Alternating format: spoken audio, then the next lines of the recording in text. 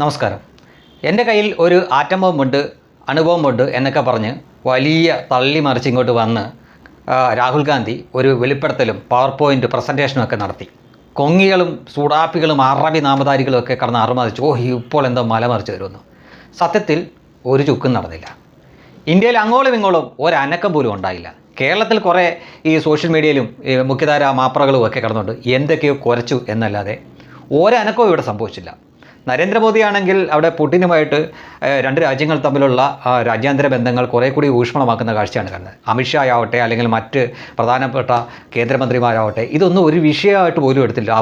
അവരുടെ നാവിൽ നിന്ന് ഇതിനെതിരെ ഒരു പ്രസ്താവന പോലും വന്നില്ല. കാരണം ഇതിനൊന്നും വില കൊടുക്കേണ്ട എന്ന് അവർക്ക് നന്നായിട്ട് അറിയാമായിരുന്നു. എന്നാൽ ഇവിടെ ഒരു കൂട്ടർ കനത്ത നിരാശയിലാണ്. അവർക്ക് നിരാശ എന്ന് പറഞ്ഞു കഴിഞ്ഞാൽ ഇനി നിരാശ കൊണ്ട് ആത്മഹത്യ ചെയ്യുമോ ഈ സൂടാപ്പികളെന്നാണ് സംശയിക്കേണ്ടിയിരിക്കുന്നത്. അതിൽ തന്നെ ദാവൂദ് എന്ന് പറഞ്ഞ ഈ മീഡിയ വണ്ണിലെ ഒരു തലയിൽ മുടിയില്ലാത്ത ഒരുത്തനുണ്ട്. ഇവിടെ തലയിൽ മുടിയില്ലാത്ത രണ്ട് ഐറ്റങ്ങളുണ്ട്. ഇവരെ കണക്ക് വിഷം വഹിപ്പിക്കുന്ന മറ്റൊരു വ്യക്തികളും ഈ കേരളത്തിലില്ല. ഒരുത്തന്നെ അറിയാമല്ലോ, റിപ്പോർട്ടർ ചാനലാണ്. മറ്റൊരുത്തൻ മീഡിയ വണ്ണിലാണ് ഇരിക്കുന്നത്. അയാൾ അവസാനം സഹിയിട്ടിട്ട് കലാപ ആഹ്വാനം നടത്തുകയാണ്. എങ്ങനെയെങ്കിലും ഈ രാജ്യം കലാപത്തിൽ അമരണം. അതാണ് ഇവൻ്റെയൊക്കെ ഒടുക്കത്തെ സ്വപ്നം. പക്ഷേ ഇവരൊക്കെ ഒടുങ്ങിയാലും അത് സ്വപ്നം മാത്രമായിട്ട് അവശേഷിക്കത്തുള്ളൂ. അയാളുടെ ചർച്ചയിലെ തലവാചകം ഞാൻ വായിക്കാം. കള്ള വോട്ടർമാരെ ചേർത്തത് വലിയ രാജ്യദ്രോഹ പ്രവർത്തനം. രാഹുലിൻ്റെ തുറന്നുകാട്ടലിന് പിന്നാലെ തെരുവുകൾ നിറഞ്ഞു കവിയേണ്ട സമയം അതിക്രമിച്ചു.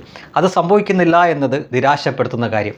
ഇവൻ കരയുമെന്നാണ് എനിക്ക് തോന്നുന്നത്. അവന് വലിയ നിരാശയുണ്ട് കേട്ടോ. അവൻ വിചാരിച്ചുകൊണ്ടിരുന്നത് ബംഗ്ലാദേശിലെ പോലെ ജനങ്ങൾ തെരുവിലിറങ്ങി സർക്കാരിനെതിരെ വലിയ സമരം നടത്തും, അങ്ങനെ മോദി സർക്കാരിനെയൊക്കെ മറച്ചിട്ടിട്ട് അവൻ്റെ കുഞ്ഞമ്മയുടെ മാപ്പിളേനെ പിടിച്ചിരുത്താമെന്നാണ് അവൻ വിചാരിച്ചത്. പക്ഷേ ചീറ്റിപ്പോയി. കാര്യം ഇവനെ പോലെ മദ്രസയിൽ പോയിട്ട് മദ്രസ വിദ്യാഭ്യാസം കിട്ടിയിരിക്കുന്നവരല്ല ഇവിടുത്തെ ബഹുഭൂരിപക്ഷം ആളുകൾ. അതുകൊണ്ട് ഇവൻ്റെയൊക്കെ സ്വപ്നം ഇവനൊന്നും ഒരു ബഹുമാനവും കൊടുക്കേണ്ട കാര്യമില്ല. സാധാരണ രീതിയിൽ ഞാൻ ഒരാളെ പറ്റിയും ഈ രീതിയിൽ സംസാരിക്കുന്നതല്ല.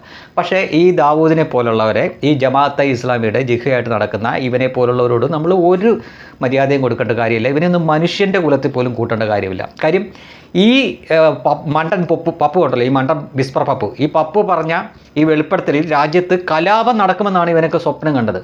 അത് ചീറ്റിയതിൻ്റെ നിരാശയാണ്. അതായത് ഇതുവരെ തെരുവുകൾ നിറഞ്ഞു കവിഞ്ഞില്ല. അതാണ് അവൻ്റെ നിരാശ. അവൻ സ്വപ്നം കണ്ടത് തെരുവുകൾ നിറഞ്ഞു കവിയണം, അതായത് സർക്കാരിൻ്റെ വസ്തുവകളൊക്കെ ജനങ്ങൾ തല്ലിപ്പൊളിക്കണം, കത്തിക്കണം, വലിയ കലാപം ഉണ്ടാവണം, പട്ടാളം ഇറങ്ങണം, അങ്ങനെ ഒടുവിൽ ഇതുമായിട്ട് യാതൊരു ബന്ധമില്ലാത്ത ജനങ്ങൾ വരെ സർക്കാരിനെതിരെ തിരിയണം. അങ്ങനെ ബംഗ്ലാദേശിൽ സർക്കാർ താഴെ പോയതുപോലെ സർക്കാർ താഴെ പോകണം, മോഡിക്ക് നാടുവിടേണ്ട വരണം. ഇതൊക്കെ അവൻ്റെ സ്വപ്നമാണ്. ഇവനൊക്കെ എന്തിനു വേണ്ടിയാണ് ജീവിക്കുന്നത് എന്ന് നമുക്കെല്ലാവർക്കും അറിയാം. അതുകൊണ്ട് തന്നെ ഇവിടെ ബഹുഭൂരിപക്ഷം വരുന്ന ഒരു സമൂഹമുണ്ട്.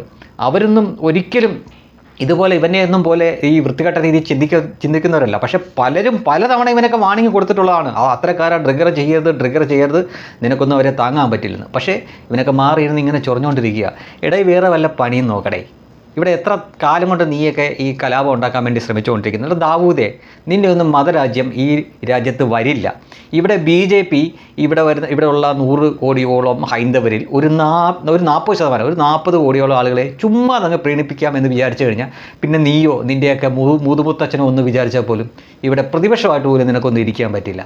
അത്രയേ ഉള്ളൂ. നീയൊക്കെ ഒരു പൊടി കടങ്ങടേ.